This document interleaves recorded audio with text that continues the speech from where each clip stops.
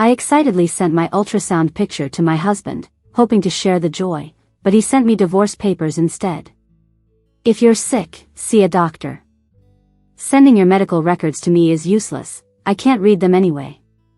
Hurry up and sign. Kathy's kid needs to go to a good school, and we need to fake divorce for the school district. I called to ask Charlie about it, and he just started yelling at me out of nowhere. But on the other end, I could clearly hear Kathy and a child laughing. After the call, I saw a post from Kathy. The caption read, "Thanks to Charlie for divorcing for me. My son can finally go to school." If it was before, would have fought with Charlie. But this time, I decided on a real divorce.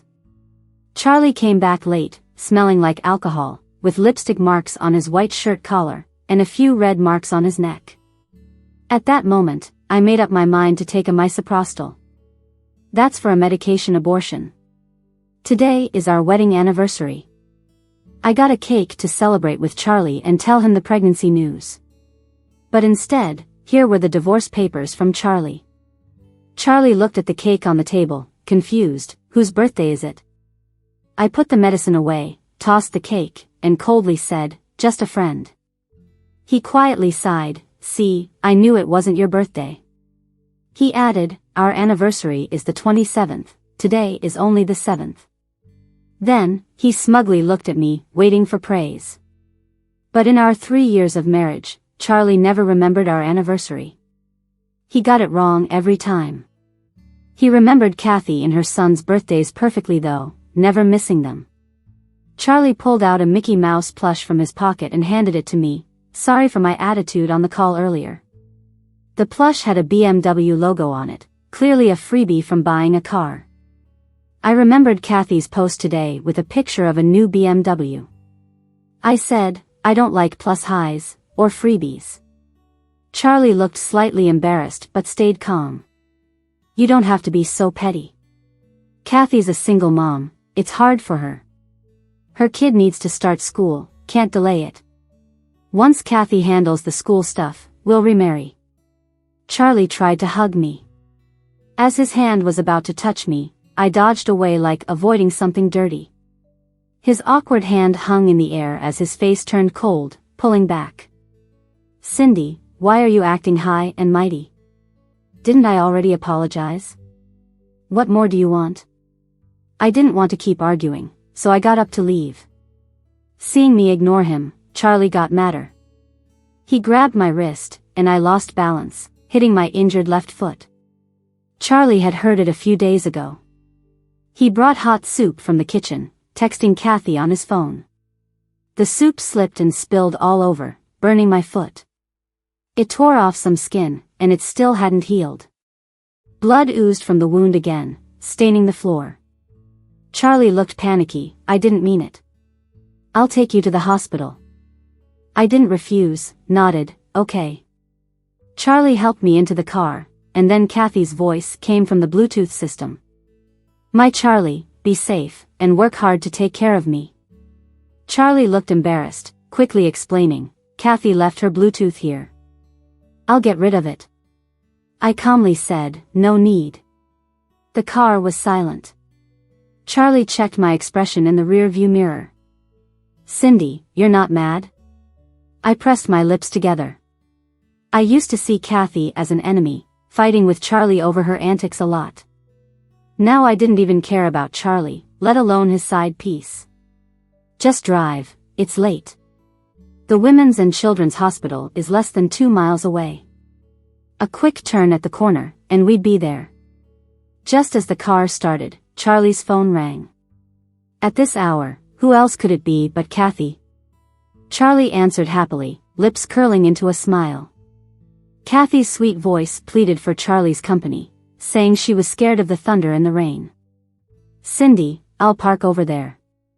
You can get out. It's not far, just under a mile. Kathy has an emergency, and I need to go." Not willing to drive a couple more minutes to take me. I heard his urgency to see Kathy in his voice. I stared coldly at Charlie. "I can't walk. You know my foot is hurt." Charlie's demeanor changed instantly, yelling, "Cindy, what's your problem? Your foot's just a bit burnt, it's not like it's amputated. Why can't you walk? Kathy's got an emergency, and you're making a scene. Without waiting for my reply, he got out, opened my door, and forcibly pulled me out. Before leaving, he said he'd come back after dealing with Kathy. The car sped away, splashing rainwater over me, drenching my foot, making the pain worse. Rain mixed with tears streamed down my face, as I limped toward the hospital. A few steps in, intense pain stabbed my abdomen. Blood ran down my thighs, my body felt like it was tearing apart. I blacked out by the roadside. Many cars rushed past. If not for a kind woman who stopped and rushed me to the hospital, I might have been hit. After emergency surgery, I returned home exhausted the next morning. The moment I stepped inside, Charlie's yelling hit me, making my ears ring. Cindy, what was that about? Didn't I say I'd pick you up? I waited all night at the hospital, you didn't answer your phone, then it was off. I stood there, stunned. Looking at his bloodshot eyes, it really did seem like he waited for me all night. But when I glanced out the hospital window, all I saw were the night shift cabs, and not a sign of Charlie's car. Plus, my phone had just died and shut off. Charlie was putting on this act, pretending he came to pick me up, but he never did. He used to care about me so much, but at some point, he just started becoming distant. I gazed at him, feeling a bit abandoned, saying, "You blocked me, so I couldn't call you." Charlie's anger seemed to dial down, a flash of guilt crossing his eyes before settling calmly. "Forget it, let's not talk about that. I was worried you'd be hungry, so I made some porridge for your stomach, eat it while it's hot." I looked at the porridge in front of me, and without looking closely, you'd never guess it was century egg and lean pork porridge. There were just a couple pieces of pork and barely any egg, it looked like someone else's leftovers. While bored and scrolling on my phone during N4, I saw Kathy's post about watching the sunrise with Charlie. No wonder his eyes were so red, he stayed up all night with his side chick. The porridge must be leftovers from their morning, just thinking about it made my stomach churn. I set the spoon down. "Forget it, I'm not hungry." Charlie's face fell, staring at me. "Cindy, what's wrong with you? You're acting crazy all day. I specifically made this for you, and you're just going to throw it away without a single bite?" He continued, "It's just a pretend divorce for the degree since we don't have kids, why so dramatic?" His words pierced me deeply, knowing our child was gone because of his heartlessness. Seeing my silence, he went on, "Kathy was just celebrating her kid's schooling in her post, but you had to make it negative, made Kathy cry. I haven't even talked to you about this yet. Cindy, don't push me." With hands on hips, he was pouring out like a grumpy old lady. Recovery after the abortion plus my infected foot wound made me utterly exhausted. I had zero energy or will to argue with Charlie. "You got it wrong, I'm not mad about the divorce." Charlie cut me off, impatient. "Got it wrong? Kathy's right about you.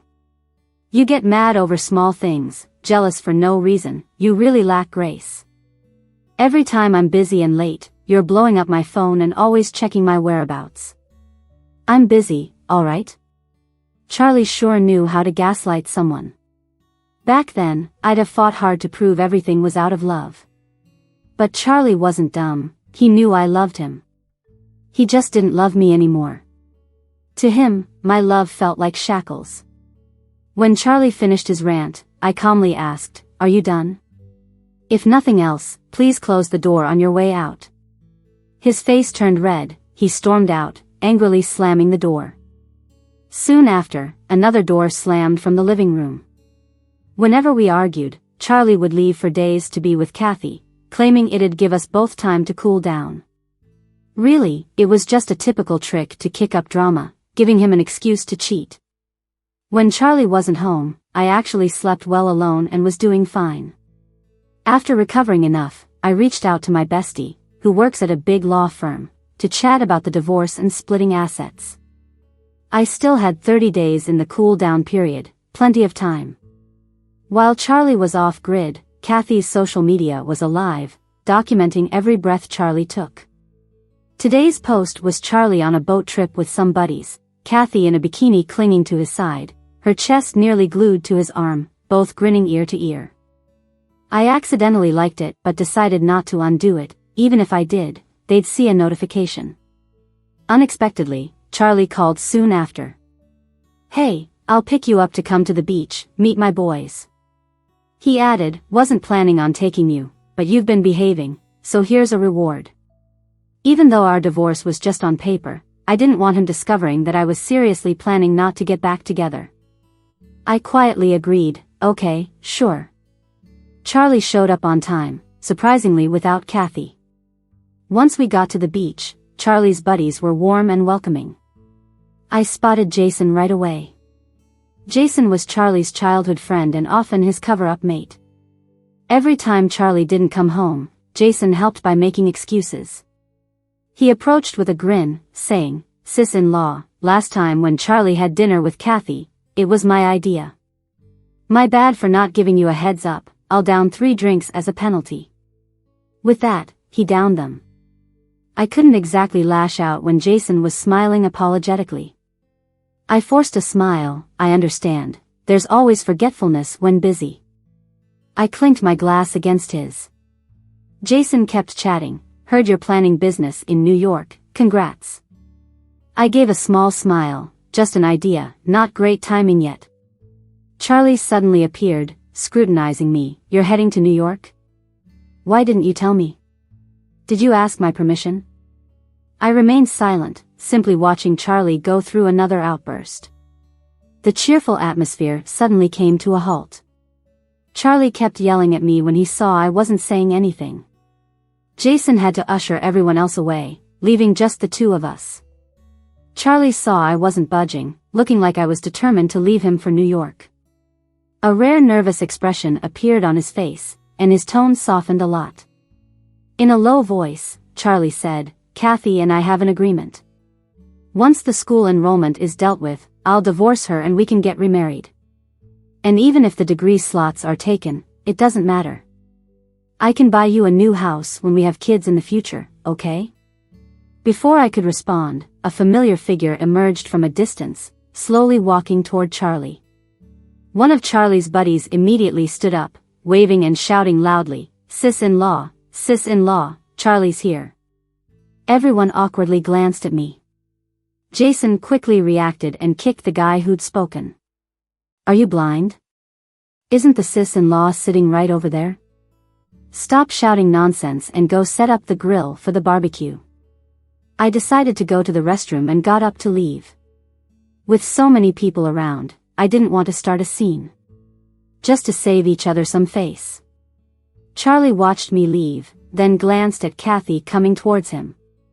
He didn't follow me in the end. By the time I returned, everyone had set up the barbecue grill and was eating and drinking together. Kathy was still clinging to Charlie like a sticky plaster. They were sitting closely, making it hard to separate them. I could only find a random empty seat to sit. Jason looked a bit flushed, probably from drinking too much. To lighten the mood, he suggested playing Truth or Dare. Charlie won the first round, Kathy lost. She chose Truth. Charlie didn't make it hard on her. He just asked a simple question, "Anything good happening lately?" Kathy thought for a moment, looked lovingly at Charlie and said, "I met a man who truly cares for me. He's willing to divorce for me and help my son get an education. I'm really grateful to him." After saying that, Kathy smiled victoriously, giving me a smug look. Everyone knew exactly who Kathy was talking about. But they all chose to look the other way. If you pretend you don't know, you can still be friends. Yet Kathy boldly brought it out in the open, which was a completely different matter. The atmosphere turned awkward once more. Everyone was secretly watching me. Seeing that I wasn't showing signs of anger, Jason quickly tried to smooth things over. "Let's start the next round. It's sis-in-law's turn." This round, Kathy won, and I lost. "Truth," I calmly said without lifting my head. Kathy, with a sly smile, came over to me. Cindy, how about we play something exciting? How about picking dare? With my brow furrowing, I could tell Kathy was up to something. I repeated, truth. Oh, come on, Kathy continued. I heard from Charlie that you were a swim champion. Why not pick dare and show us a lap around the pool? My face changed instantly, and I refused coldly, I'm not feeling well lately. I can't swim. Kathy's face went all pouty, eyes glistening with tears, looking at Charlie for help. Cindy, can you not be so petty? Charlie scowled at me. You used to be the school's swimming champion and a national first-tier swimmer. What's stopping you from swimming now? Besides, you upset Kathy the other day. You haven't apologized yet. Now you're not even willing to swim. Growing angrier, Charlie stood up and pulled me toward the sea. Kathy took the opportunity to remove my jacket and even grabbed a bottle of alcohol, chugging it down. Cindy, I'm toasting to you, bottoms up, she provocatively said after downing the bottle. Wow, she dared to drink a whole bottle. Aren't I put in a difficult spot? Impatiently, I replied, do you not understand words? I said I didn't want to swim. And I don't want to drink either. It's up to you. Drink as much as you want. Kathy wasn't expecting such harsh words from me. Her eyes welled up, and she started crying. Seeing Kathy's tears, Charlie quickly swooped in like a hero saving a damsel. Cindy, don't be ungrateful. Kathy's already punished herself with a bottle. What more do you want? It's just a swim. What makes you so high and mighty? I scoffed, saying, did I make her drink? Anyway, why can't I choose truth? If she chooses dare, do I have to follow her? Who does she think she is? Kathy cried harder upon hearing this. Charlie was visibly angry. He took off his shirt and said, fine, if you're not swimming, I'll swim with you. Everyone was stunned, watching as Charlie grabbed me and jumped into the sea. The icy water engulfed me, sending chills throughout my body. Gasping for air, I coughed as the water entered my lungs. Shivering uncontrollably, my eyes were swollen. Charlie only wanted to teach me a lesson. He stopped when he noticed me struggling, trying to pull me ashore. Suddenly, a wave surged and separated Charlie and me. The wave pushed me further from the shore, but I quickly adjusted to the temperature. Fighting against the cold, I swam with all my might to the shore, coughing repeatedly and gasping for fresh air once I reached the shallows. Charlie was already on shore, dressed in clean clothes. He was comforting Kathy with a gentle demeanor. Come on, stop crying. I've already taught her a lesson. Then he lovingly patted her head. Seeing me back on shore, Charlie approached, arms crossed, scrutinizing me. Apologize to Kathy and drink a penalty bottle. We'll let it go then. Barely holding myself, I told Charlie, we're getting a divorce. You cheated, so you won't be getting a cent from me. Charlie looked at me, his eyes wide in disbelief. Everyone present was dumbfounded. With my weary body, I managed to walk a few steps before fainting. I heard someone vaguely saying, oh my God, how is she bleeding so much? Quick, call an ambulance. When I woke up again, I heard my best friend scolding me, Charlie, are you out of your mind? Cindy just had a miscarriage, and you forced her to swim?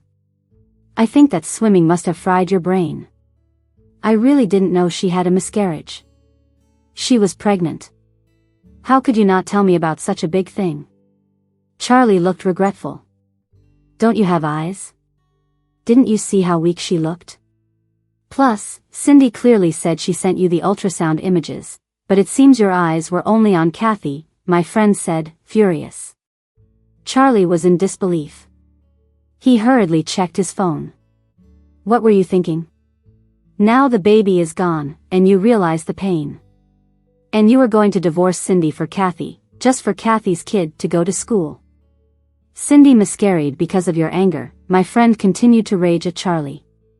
As Charlie looked at the ultrasound images on his phone, his eyes turned red.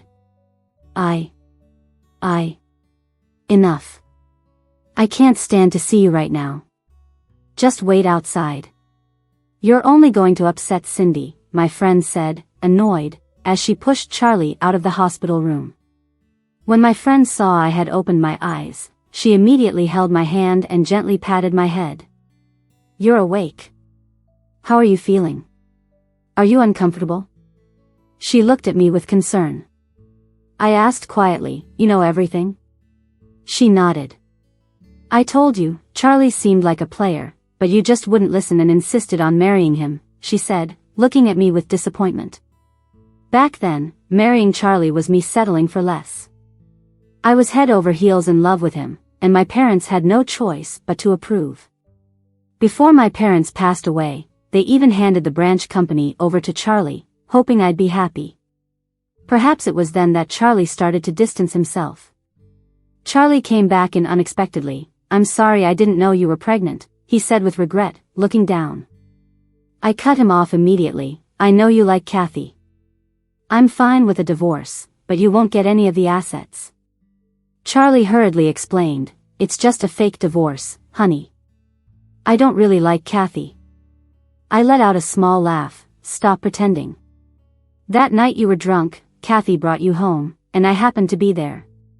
Didn't you confess then that it's always been Kathy you liked, but I forced you to marry me with my family's power? Was that all a lie? I looked at Charlie with an amused expression. I had heard every word from the next room that night. Charlie was so drunk he threw up everywhere and wouldn't let Kathy go. Kathy surprisingly wasn't disgusted. Even with the mess, she kissed him. Looking back, I didn't burst in to catch them in the act, but my heart was broken already. Even though thinking about separating was hard, Charlie's constant hurt made me stop loving him. My friend didn't give Charlie another chance to speak and kicked him out. Charlie didn't give up. My phone started buzzing non-stop. He had removed me from the blacklist and sent a bunch of concerned messages. Honey, you're weak now. I'll make chicken soup for you at home and bring it to the hospital. Take care of yourself. I bought some gelatin and red dates to bring you later. I didn't reply, just set his notifications to Do Not Disturb. I arranged to switch rooms with the hospital nurse and instructed that no one is allowed to visit without my permission. The next day, I got a text from the Civil Affairs Bureau. My husband had withdrawn his divorce application during the cooling-off period. As soon as I read that text, my blood pressure soared. I quickly contacted my friend and asked her to organize the evidence we had collected to file for divorce immediately. I went through the discharge process early, ready to fight alongside my best friend. Unexpectedly, as soon as I stepped out, I saw Charlie waiting at the door. Honey, why are you discharged? Where are you going? Let me give you a ride. Since there's free labor, might as well use it. After a moment of hesitation, I got in the car. As soon as it started, Kathy's voice came through the speakers. My Charlie, be careful on the road, and work hard to support me too. Without a moment's hesitation, Charlie threw the Bluetooth device out the window. That noise annoys me. I sighed. Charlie, there's no need. I don't care. Honey, let's not get divorced. I've already withdrawn the divorce application at the Civil Affairs Bureau. I also booked tickets to France for us. How about we go together? Charlie looked hopeful. I looked Charlie in the eye and said with conviction, going on a trip with you would kill my mood. Who gave you permission to buy tickets for me? Did you consider my feelings? Or my work schedule? You're just slowing down my ability to make money. I repeated the exact words Charlie once said to me. Charlie's face turned red. He opened his mouth, but no words came out. I often brought up traveling to France with Charlie, wanting to experience the romance, but he always had excuses: too busy, too tired, no time. Now that we're close to divorcing, he thinks of traveling with me. Once back home, I started packing my things. As soon as Charlie left for work, I grabbed my luggage and moved to my best friend's place. She told me that my divorce case had been filed and would be going to court soon. Hearing that news, I let out a long sigh of relief. Though Charlie managed the branch, the main company's shares were still mine.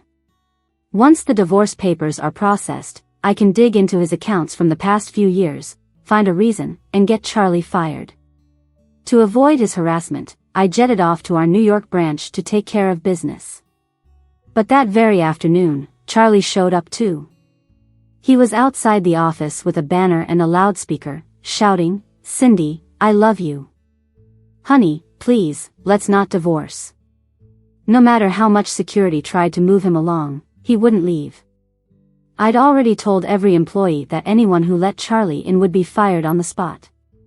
But Charlie, determined as ever, camped outside day and night. It was a rough time in New York with big temperature swings, and Charlie, spoiled as he was, couldn't handle it. Soon enough, he passed out. Security took him to the hospital, but as soon as Charlie came to, he called the cops to force me to show up. We weren't divorced yet, so legally, I was still his wife. In front of the police, he bawled, "Please, honey, drop the case. I don't want a divorce. I can't stand being apart from you." Looks like the court summons finally got to him, and that's why he rushed to New York. When I remained unmoved, he dramatically dropped to his knees in front of me, and even the police were taken aback. "Honey, I've cut all ties with Kathy. I was wrong, I admit it. Please forgive me," he begged before slapping himself hard enough to draw a bit of blood at his lips. The room went silent except for his pitiful pleas. In the past, I might have given in. But when I begged him through my tears to leave Kathy, wasn't I the same? Yet he just ignored me, more interested in his phone, blind to my pain. "Charlie, if you stop all this now, I'll leave the house and car with you. But if you keep at it, you'll get nothing. It was all my parents' premarital assets, so think it over." I turned and walked away without looking back, and sure enough, he didn't follow. Later, I heard he flew out of New York that very night. Clearly, it wasn't about love, just money. Our divorce went to court as scheduled. With home surveillance and call recordings, I proved his infidelity. The family business assets had been legally documented by my parents, leaving a part of the company to Charlie, but the rest to me.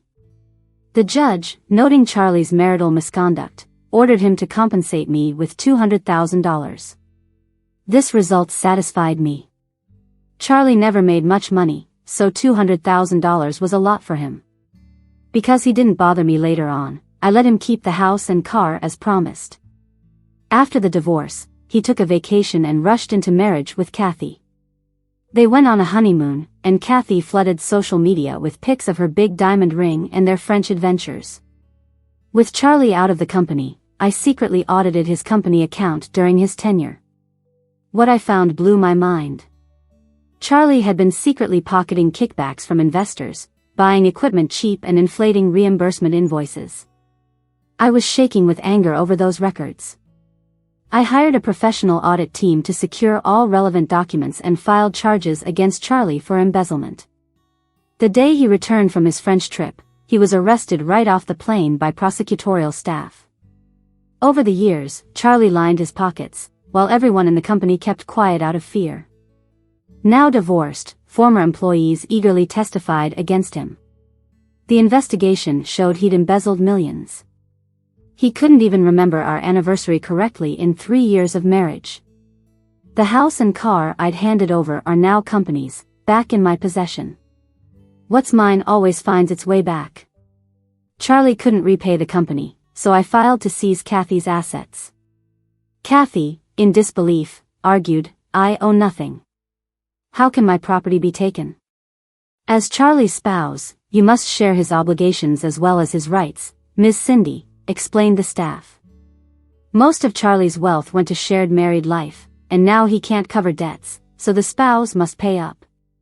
Kathy went nuts and started swinging at them, but the court officers weren't playing. They just cuffed her and took her away. They seized her LV bags, Hermes necklaces, and every expensive trinket. "Ms. Cindy, we've frozen Kathy's accounts, including bank, credit cards, and online wallets. The proceeds will hit your account after auction," they assured me. I smiled and said, "No rush." Kathy ended up down and out. When her kid needed schooling, she tried seducing execs at another company, again. But not every woman is so easily ruffled. A wife found out, and Kathy took a mess of acid to the face. But she brought it on herself. Now, I own the company shares and am my own boss.